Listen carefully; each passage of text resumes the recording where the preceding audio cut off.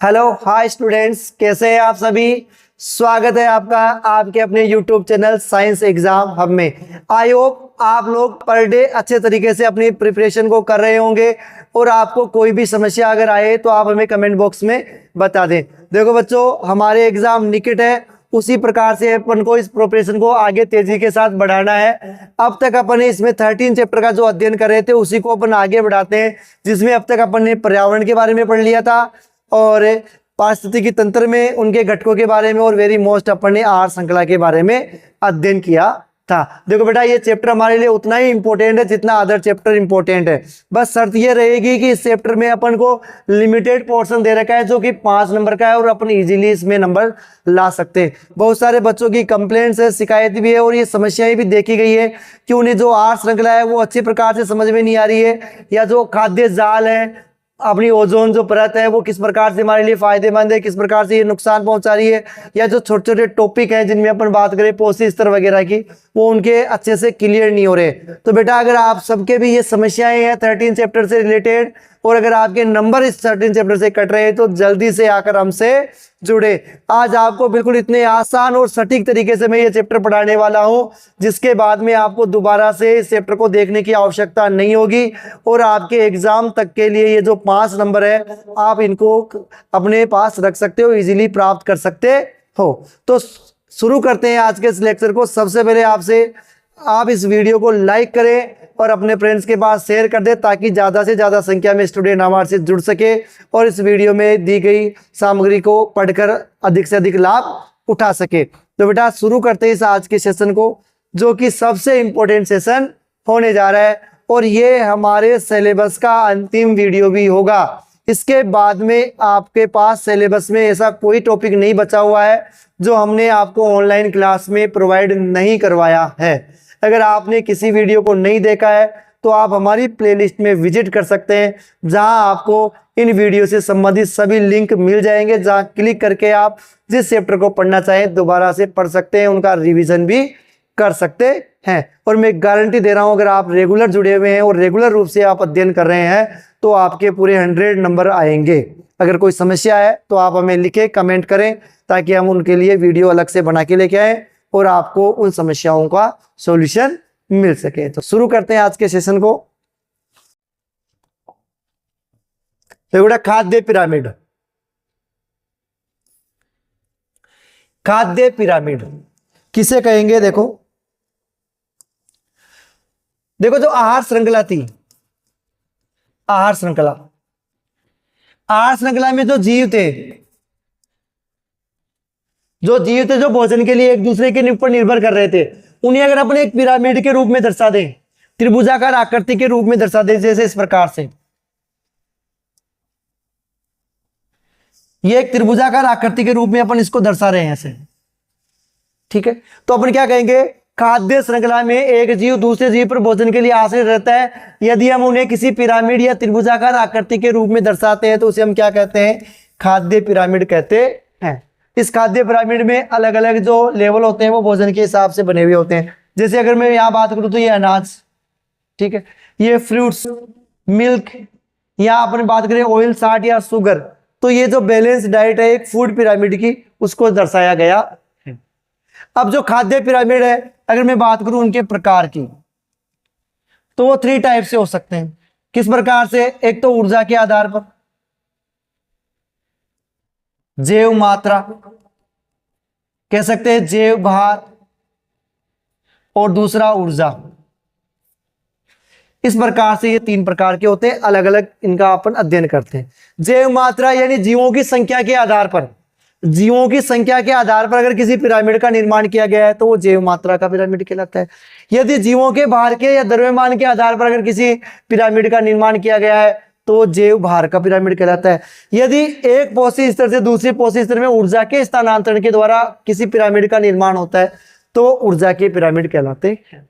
अब इसमें इंपॉर्टेंट क्या है कि ये जो जैव मात्रा और जैव भार के पिरामिड है वो सीधे भी होते हैं वह उल्टे भी होते हैं, लेकिन जो ऊर्जा के पिरामिड है वो कैसे होते हैं? सदैव सीधे। बड़ा इंपॉर्टेंट पॉइंट, ऊर्जा के पिरामिड सदैव सीधे होते हैं। आगे देखो इसको, किसी पारितंत्र में खाद्य श्रृंखला में जीवों की संख्या, जैव मात्रा और ऊर्जा को दर्शाने के लिए एक त्रिभुजाकार संरचना बनती है, जिसे क्या कहते हैं?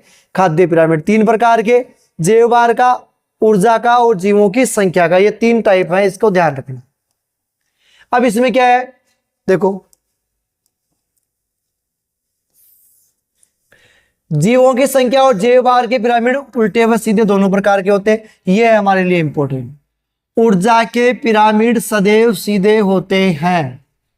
ऊर्जा के पिरामिड सदैव कैसे होते हैं? सीधे। देखो, यह है जीव भार, जीवों के भार के आधार पर। जैसे अपन बात करें यहाँ ए, पेड़ पौधों की संख्या ज्यादा है, इनको खाने वाली जो गाय है अधिक मात्रा में खाती है, ये गाय को खाने पर निर्भर करता है और ये इसका अपघटन कर देता है।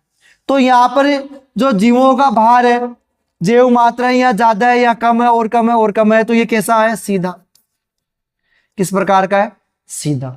अगर मैं बात करूं यहाँ पर जो उपभोक्ता है, उत्पादक है, उनकी संख्या कम है, भार क्या है? कम। यहाँ पर इनको उनके ऊपर निर्भरता ज्यादा है और इनके ऊपर और ज्यादा निर्भरता है, तो ये है अधिक भार। ये क्या है? कम और ये न्यूनतम। तो ये ज्यादा कम कम, तो ये कैसा हो गया? उल्टा। ये सीधा और ये उल्टा। ठीक है। इसी प्रकार से अगर जैव मात्रा इनकी ज्यादा है, इनकी कम है और यहां और कम है, तो ये क्या हो जाएगा? सीधा। तो बताओ मुझे, जैव भार का जो पिरामिड है वो कैसा बना? सीधा व उल्टा। कैसा बना? सीधा व उल्टा। अगर मैं बात करूं जैव भार के स्तूप में, ये भी वही है, सेम। ठीक है। तो इस प्रकार से मैं कह सकता हूं कि जीवों की संख्या का और जैव भार का जो पिरामिड होता है वो सीधा भी होता है और उल्टा भी होता है। ठीक। और ऊर्जा के पिरामिड सदैव सीधे होते हैं। आगे देखो, ऐसा क्यों? खाद्य श्रृंखला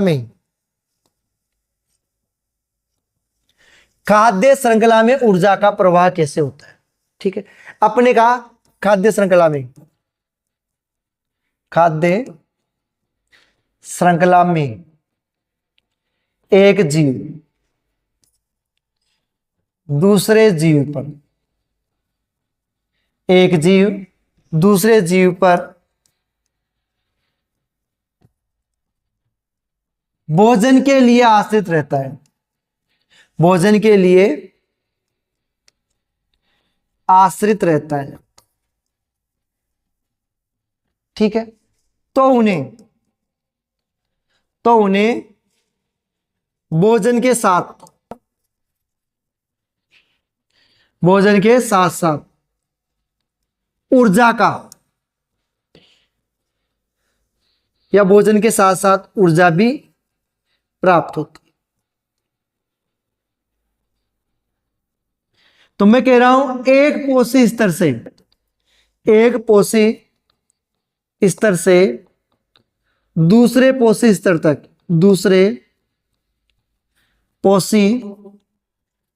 तक केवल 10% ऊर्जा का ही स्थानांतरण होता है।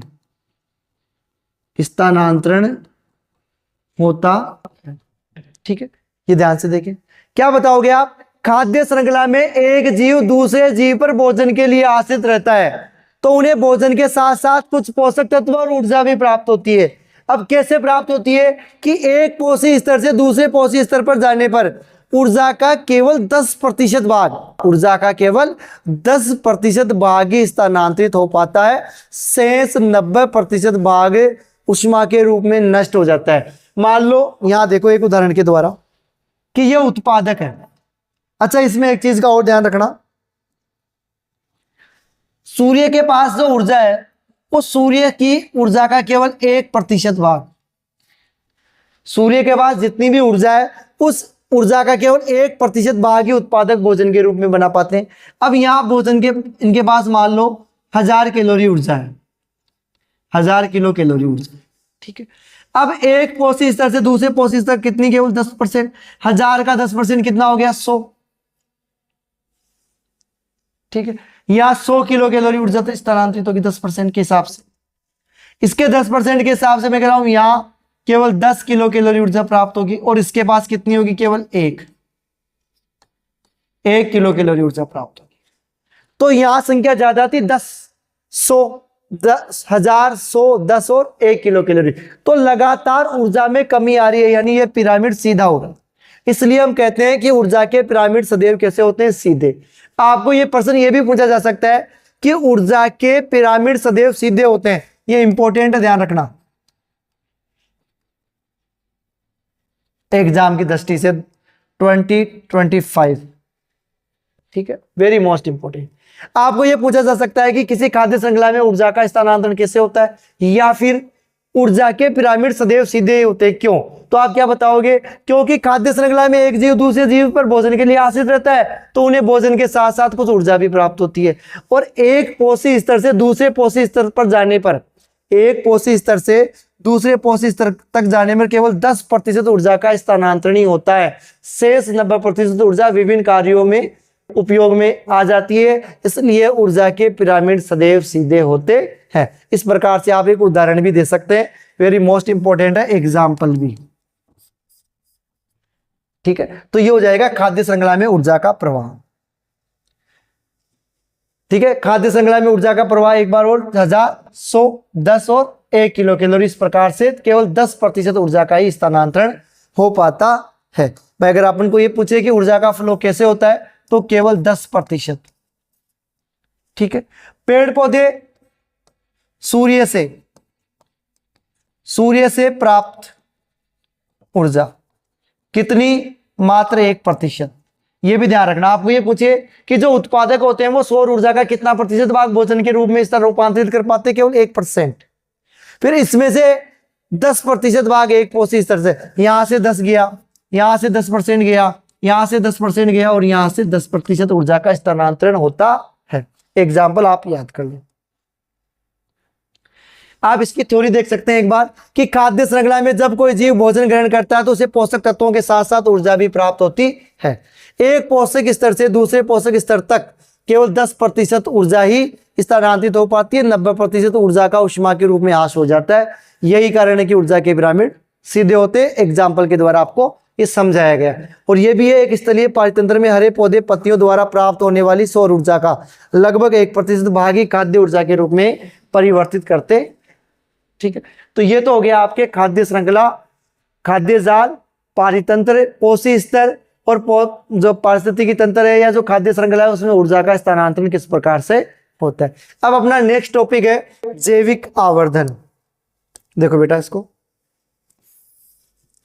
जैविक आवर्धन क्या होता है, किसे कहते हैं? ठीक है, अभी आपने पढ़ा, अपने कहा कि भोजन की आवश्यकता होती है पेड़ पौधे से, तो अपन कहेंगे कि अधिक उत्पादन प्राप्त करने के लिए, अधिक उत्पादन प्राप्त करने के लिए, उत्पादन प्राप्त करने के लिए विभिन्न कीटनाशी रसायनों का उपयोग होता है। कीटनाशी रसायनों का उपयोग होता। अब ये कीटनाशी रसायन क्या होंगे? देखो, कीटनाशी रसायन या उर्वरक, ठीक है, इनका खेतों में उपयोग होता है। अब क्या होंगे? ये वर्षा के साथ, वर्षा जल के साथ कहां चले जाएंगे? बहकर जलाशयों में। ठीक है, क्या लिखोगे? ये जो कीटनाशी रसायन है और उर्वरक है, ये क्या होते हैं? अजैव निम्नीकरण, अजैव होते हैं, अजैव निम्नीकरणकारी जिनका अपघटन नहीं होता। तो ये वर्षा के जल के साथ बहकर जलाशयों में चले जाते हैं।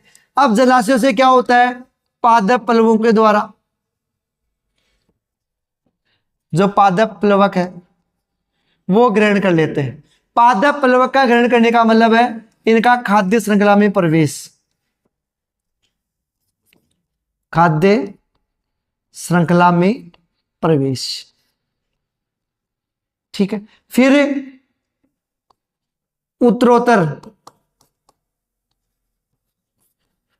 पोषी स्तर पर इनकी सांद्रता में वृद्धि, इनकी सांद्रता में क्या हो जाएगी, वृद्धि होती जाएगी। और ये सांद्रता में वृद्धि होने क्या कहलाता है, जैविक आवर्धन। देखो शॉर्ट में परिभाषा क्या लिखोगे, कीटनाशी रसायन, उर्वरक या अन्य अजैव निम्नीकरणीय पदार्थों का खाद्य श्रृंखला में प्रवेश करना और प्रत्येक उत्तरोत्तर सदस्यों में या प्रत्येक पोषी स्तर पर लगातार इनकी सांद्रता में वृद्धि होना जैविक आवर्धन कहलाता। विभिन्न अजैव निम्नीकरणीय पदार्थों का खाद्य श्रृंखला में प्रवेश करना और इसके पश्चात प्रत्येक पोषी स्तर पर इनकी सांद्रता की मात्रा में वृद्धि होना जैविक आवर्धन कहलाता है। इंपॉर्टेंट है, थोड़ा ध्यान देना।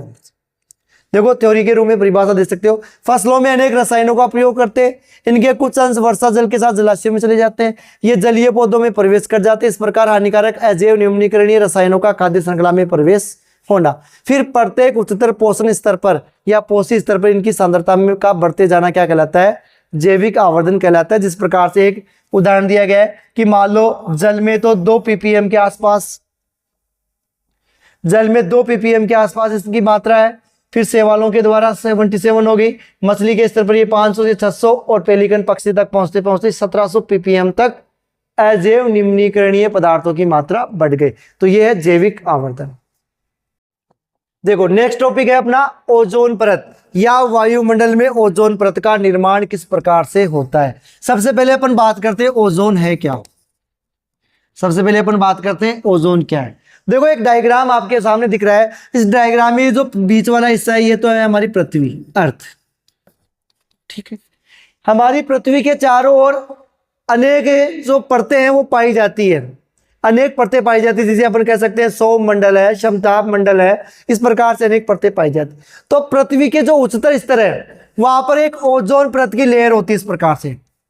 देखो ये ओजोन की लेयर 0 से लगभग 17 किलोमीटर के आसपास, और उससे ऊपर एक जो ओजोन परत की लेयर है ये मान लो यहां से ये वाली लेयर, ठीक है। ये किसकी लेयर है, ओजोन परत की लेयर है। ओजोन क्या करती है, ये सूर्य से आने वाली परावैंगनी किरणों को, ओजोन परत क्या करती है,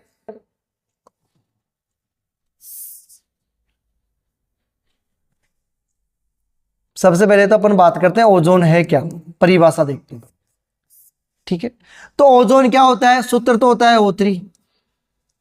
ओजोन का सूत्र तो क्या होता है O3, यानी ओजोन ऑक्सीजन के 3 परमाणुओं से मिलकर बनी हुई होती है। ओजोन परत ऑक्सीजन के 3 परमाणुओं से मिलकर बनी हुई होती है। इसका निर्माण कैसे होता है, निर्माण देखो पृथ्वी के उच्चतर स्तर पर वायुमंडल में क्या होती है, परावैंगनी किरणें। तो परावैंगनी किरणें क्या करती है, ऑक्सीजन से क्रिया करती है, परावैंगनी किरणें, अल्ट्रावायलेट किरणें, और ऑक्सीजन को इसके अणुओं में तोड़ देती है, परमाणुओं में। ऑक्सीजन का जो एक अणु था वो ऑक्सीजन में बट गया, फिर जो ऑक्सीजन का एक जो परमाणु है वो ऑक्सीजन के अणु से वापस क्रिया करता है और क्या बनाता है, ओजोन परत। ये क्या है, ओजोन। अगर आपको एग्जाम में ये पूछे कि ओजोन परत क्या है या ओजोन परत का निर्माण किसे कहते हैं, तो आप क्या बताओगे, ओजोन परत पृथ्वी के उच्चतर स्तर पर पाई जाने वाली एक गैस है जो ऑक्सीजन के 3 परमाणुओं से मिलकर बनी हुई होती है। इसका सूत्र होता है O3। इसका निर्माण किसे होता है, पृथ्वी के उच्चतर स्तर पर ऑक्सीजन परावैंगनी किरणों से अभिक्रिया करके ऑक्सीजन के परमाणुओं का निर्माण करती है, फिर ऑक्सीजन का एक परमाणु ऑक्सीजन के एक अणु से संयोजित होकर ओजोन का निर्माण करता है। क्या काम करती है, ओजोन परत सूर्य से आने वाली परावैंगनी किरणों को अवशोषित कर पृथ्वी पर पहुंचने से इन्हें रोकती है, जिससे इनके हानिकारक प्रभावों से पृथ्वी की रक्षा हो पाती है। जैसे मान लो ये यूवी किरणें यहां से आ रही है, तो ओजोन परत इन अल्ट्रावायलेट जो किरणें हैं उनको यहीं रोक लेती है, यहां से अंदर प्रवेश नहीं करने देती। तो यहां से अंदर नहीं आएगी तो जो परावैंगनी किरणें बहुत घातक किरणें हैं, ये विभिन्न प्रकार के रोग जैसे चर्म रोग है, कैंसर है, विभिन्न प्रकार के परिवर्तन वगैरह है, चाहे जानवर हो, मनुष्य हो, पक्षी हो या फिर फसलें, पेड़ पौधे हो, सभी के लिए नुकसानदायक होती है। तो इनके हानिकारक प्रभावों से हमें बचाती है। तो ओजोन परत किससे रक्षा करती है, परावैंगनी किरणों से हमारी रक्षा करती है। देखो इसकी एक बार थ्योरी देख लेते हैं कि वायुमंडल के उच्चतर स्तर पर परावैंगनी विकिरणों के प्रभाव से ऑक्सीजन अणुओं से ओजोन बनती है। उच्च ऊर्जा वाली परावैंगनी किरणें ऑक्सीजन परमाणुओं को विघटित कर देती है, और स्वतंत्र जो ऑक्सीजन परमाणु बनाती है, और ऑक्सीजन के स्वतंत्र परमाणु संयुक्त होकर क्या बनाते हैं, ओजोन। पहले O2 परावैंगनी किरणें O+O, ठीक है। उसके बाद में ऑक्सीजन का एक परमाणु ऑक्सीजन के एक अणु से क्रिया करके क्या बनाता है, ओजोन बनाता है। अब देखो ओजोन का क्षय किस प्रकार से हो रहा है। देखो ये हमारी अर्थ, ठीक है, यहां से सूर्य से आने वाली जो ये अल्ट्रावायलेट किरणें, यूवी किरणें, ठीक है, ये जब परावैंगनी किरणें ओजोन परत पे आती है हमारे वातावरण में, ये ओजोन परत, जैसे ये ओजोन परत पे आती है, ओजोन परत इन्हें क्या कर लेती है, अवशोषित कर लेती है, यहीं की यहीं पे परावर्तित करके वापस भेज देती है। लेकिन क्या होगा यदि ओजोन परत का सहित हो जाए, जैसे यह मान लो यहां से लेकर यहां तक ये ओजोन परत की परत हट गई, तो यहां से तो इन किरणों को ये रोक रही है, लेकिन यहां से जैसे ही ओजोन परत कमजोर हुई, ये जो परावैंगनी किरणें सीधे कहां गई, पृथ्वी पर, और अगर हमारे एटमॉस्फेयर में प्रवेश कर गई, पृथ्वी में प्रवेश कर गई, तो इसके हानिकारक प्रभाव हमारे को देखने को मिलते हैं, ठीक है। तो ओजोन परत का क्षय किसके कारण हो रहा है, ओजोन का क्षय, एक तो अपन कह सकते हैं CFC, क्लोरोफ्लोरोकार्बन, पूरा नाम क्या है, क्लोरोफ्लोरोकार्बन। ध्यान रखना, ओजोन परत को सर्वाधिक क्षति पहुंचाने वाला अगर कोई पदार्थ है तो वो कौन सा है, क्लोरोफ्लोरोकार्बन।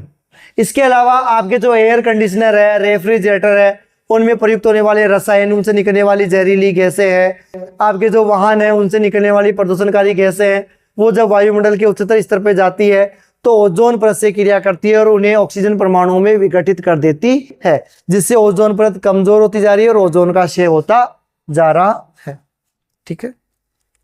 देखो इसकी थ्योरी, पृथ्वी के वायुमंडल में मौजूद ओजोन परत सूर्य से आने वाली हानिकारक परावैंगनी किरणों को पृथ्वी की सतह तक आने से रोकती है।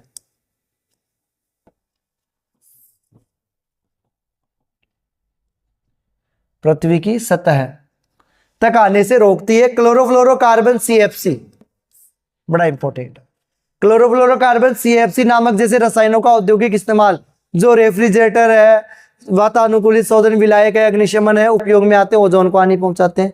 CFC में मौजूद क्लोरीन ऊपर की ओर ओजोन परत तक पहुंचती है और ओजोन परमाणु से क्रिया करके उसे ऑक्सीजन में बदल देती है, जिससे ओजोन की मात्रा घट जाती है, ठीक है। देखो ओजोन परत की क्षति को सीमित करने के क्या उपाय है, प्रौद्योगिकी अपनाकर CFC के उपयोगों को कम कर दे, या फिर एरोसोल युक्त जो फुहार है, ये जो डिब्बे हैं, इनका उपयोग कम से कम करना चाहिए, क्योंकि इससे भी CFC जैसी हानिकारक गैसें निकलती है। और एक है 1987 में संयुक्त राष्ट्र पर्यावरण कार्यक्रम, ठीक है, शॉर्ट में नाम क्या है, यूनेप। यूनेप की फुल फॉर्म क्या है, संयुक्त राष्ट्र पर्यावरण कार्यक्रम। ये एक नंबर का क्वेश्चन बन सकता है आपका यहाँ से कि यूनेप की फुल फॉर्म लिखिए तो संयुक्त राष्ट्र पर्यावरण कार्यक्रम, ठीक है। तो यूनेप में सर्वानुमति बनी कि CFC के उत्पादन को 1986 के स्तर पर ही रोक दे, ताकि जो ओजोन परत की क्षति है वो और ज्यादा आगे नहीं हो। तो ये हो गया आपके लिए ओजोन परत की खतरे क्या क्या उत्पन्न होते हैं और उसे किस प्रकार से सीमित किया जा सकता है, ठीक है। आगे देखो बेटा, जैव निम्नीकरणीय पदार्थ और अजैव निम्नीकरणीय पदार्थ किसे कहते हैं। तो सबसे पहले मैं बात करता हूं जैव निम्नीकरणीय पदार्थ होते क्या है। तो अगर आपको एग्जाम में 1 नंबर में या 2 नंबर में डेफिनेशन पूछे तो आपको क्या लिखना है, वे पदार्थ जिनका जैविक क्रियाओं के द्वारा अपघटन हो जाता है।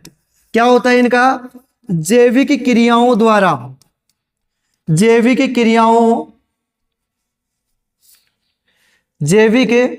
क्रियाओं द्वारा अपघटन। वे पदार्थ जिनका जैविक क्रियाओं के द्वारा अपघटन हो जाता है क्या कहलाते हैं, जैव निम्नीकरणीय पदार्थ। जैसे कृषि अपशिष्ट है, कृषि अपशिष्ट,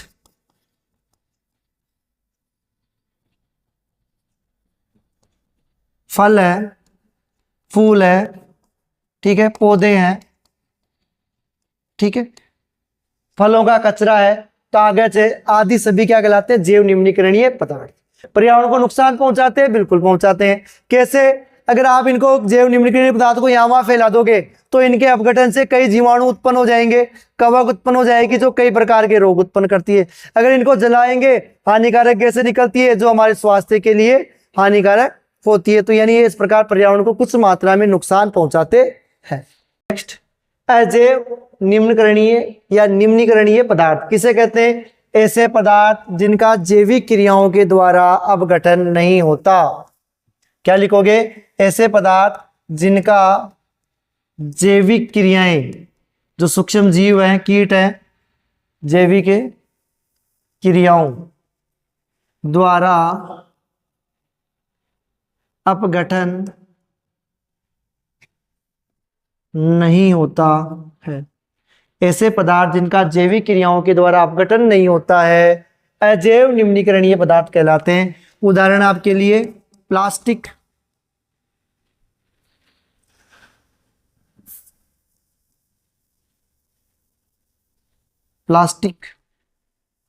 कांच या डीडीटी एक प्रकार का कीटनाशी रसायन, इनका अपघटन नहीं होता, लंबे समय तक पर्यावरण में बने रहते हैं।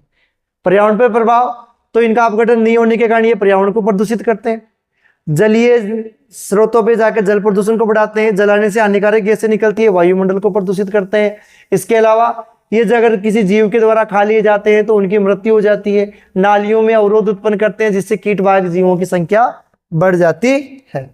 देखो, वे पदार्थ जिनका जैविक प्रक्रम के द्वारा अपघटन नहीं होता है अजैव निम्नीकरणीय पदार्थ कहलाते हैं। पर्यावरण पर क्या प्रभाव पड़ता है? देखो, लंबे समय तक पर्यावरण में उपस्थित रहने के कारण पर्यावरण प्रदूषण फैलाते हैं। दूसरा, अनेक कीटनाशी जीवधारियों के शरीर में पहुंचकर उन्हें नुकसान पहुंचाते हैं। और प्लास्टिक जैसे पदार्थ जंतुओं द्वारा खा लेने से उनकी मृत्यु हो जाती है। जल और वायु प्रदूषण फैलाते हैं, पारिस्थितिकी असंतुलन उत्पन्न करते हैं और नालियों में अवरोध उत्पन्न करते हैं जिसके कारण रोगवाहक कीट उत्पन्न होते हैं। तो ये मुख्य नुकसान थे अजैव निम्नीकरणीय पदार्थों के। देखो, सुपोषण किसे कहते हैं? वाहित मलमूत्र जब बहकर जलाशयों में पहुंच जाते हैं। वाहित मलमूत्र है, अपशिष्ट पदार्थ है, ठीक है, अपशिष्ट पदार्थ, ये सभी कार्बनिक पदार्थ की मात्रा बढ़ जाती है जलाशयों में पहुंचते हैं तो जिससे क्या होगा? जलीय जो प्लावक है इनकी संख्या बढ़ेगी। अब जलीय प्लावक क्या करेंगे? जल में घुली हुई ऑक्सीजन का उपयोग करेंगे तो जल में ऑक्सीजन की कमी, जल में ऑक्सीजन की कमी होगी तो ऑक्सीजन के अभाव में जलीय जीव मरने लगते हैं। अतः क्या होगा? जलाशयों में पोषक पदार्थों का संभरण होना, वृद्धि होना और ऑक्सीजन में कमी होना। आप डायरेक्ट भी लिख सकते हो कि कार्बनिक पदार्थों के कारण जलाशयों में पोषक तत्वों की मात्रा में वृद्धि होना और ऑक्सीजन की मात्रा में कमी होना सुपोषण कहलाता है। ठीक है, देखो आगे ये कह रहा है क्या होगा यदि हम एक पोषी स्तर के सभी जीवों को समाप्त कर दें। अगर अपन किसी पोषी स्तर के सभी जीवों को समाप्त कर देंगे तो आहार श्रृंखलाएं समाप्त हो जाएगी, पारिस्थितिकी असंतुलन बिगड़ जाएगा। जो आहार श्रृंखला है उसमें नीचे के स्तर में तो पोषक तत्व जीवों की संख्या बढ़ जाएगी और ऊपर के स्तर पर जीवों की संख्या समाप्त हो जाएगी क्योंकि उन्हें भोजन उपलब्ध नहीं हो पाएगा। थ्योरी में भी देख सकते हैं यदि हम एक पोषी स्तर के सभी जीवों को समाप्त कर दें तो आहार श्रृंखलाएं समाप्त हो जाएगी, पारिस्थितिकी संतुलन प्रभावित होगा। प्रकृति में सभी आहार श्रृंखलाएं एक दूसरे से जुड़ी हुई है तो एक कड़ी को समाप्त कर देने से उससे पहले के पोषी स्तर में जीवों की संख्या बढ़ जाएगी और बाद में जीवों की संख्या कम हो जाएगी। ठीक है, इस प्रकार से आप देख सकते हैं।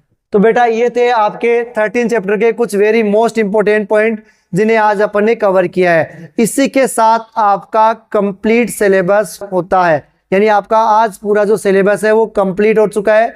हमने जो केमिस्ट्री के 4 चैप्टर थे उनको क्लियर कर लिया है, बायोलॉजी के 4 चैप्टर भी क्लियर हो चुके हैं और फिजिक्स के जो 4 चैप्टर है वो भी क्लियर कर लिया और लास्ट जो हमारी यूनिट थी पर्यावरण 5 नंबर का जो चैप्टर था वो भी क्लियर हो गया। इस प्रकार से अपने ब्लूप्रिंट के अकॉर्डिंग पूरे 80 नंबर की प्रिपरेशन कर ली है। हमारा सिलेबस कंप्लीट होता है। अगर अब तक आपने कोई सा वीडियो नहीं देखा है, कोई सा चैप्टर नहीं पढ़ा है, अगर कोई नए यूजर्स हैं तो बेटा उन्हें बता दें हम कि आपको हमारे जो सारे वीडियो है आपको हमारी प्लेलिस्ट में मिल जाएंगे। प्लेलिस्ट में जाकर आप क्रम से एक के बाद एक वीडियो मिलेंगे जहां से आप उनका अध्ययन कर सकते हैं और आप अपनी जो प्रॉब्लम्स हैं उनको सॉल्यूशन भी वहां पर पा सकते हैं। आपको इस तरीके से पढ़ाया गया है कि आप उन सबको इजी तरीके से पढ़ सके। अगर एक बार आपने इन सारे वीडियो का अध्ययन कर लिया तो मैं दावे और गारंटी के साथ कह रहा हूं बेटा, हमारा जो मिशन 100 का सपना था जिसे अपन शुरू से लेकर चल रहे हैं, उसे साकार होने में समय नहीं लगेगा। बिल्कुल आप सही तरीके से उनको प्राप्त कर पाओगे। अब आगे इसके बाद में अपन बात करेंगे हमारे आगे की क्या रणनीति रहने वाली है। आगे के जो 2 महीने हमारे लिए बचे हुए हैं उसमें हमारे को किस प्रकार से अध्ययन करना है ताकि हम हमारे इस अचीवमेंट को प्राप्त कर सकें और अधिक से अधिक नंबर ला सकें। तो मिलते हैं आपके साथ इन नई रणनीतियों के साथ आगे के वीडियो में। अगर अब तक आपने इस वीडियो को लाइक नहीं किया है तो बेटा सबसे पहले वीडियो को लाइक करें और अपने फ्रेंड्स के पास, रिलेटिव के पास शेयर कर दें ताकि उन्हें भी इसका ज़्यादा से ज़्यादा लाभ मिल सके। तो ये आपका जो 5 नंबर का चैप्टर है पूरा कंप्लीट होता है। आगे नई रणनीति के साथ अपन आगे के वीडियो में मिलेंगे। तब तक के लिए आप पढ़ते रहें, स्वस्थ रहें। जय हिंद, जय भारत।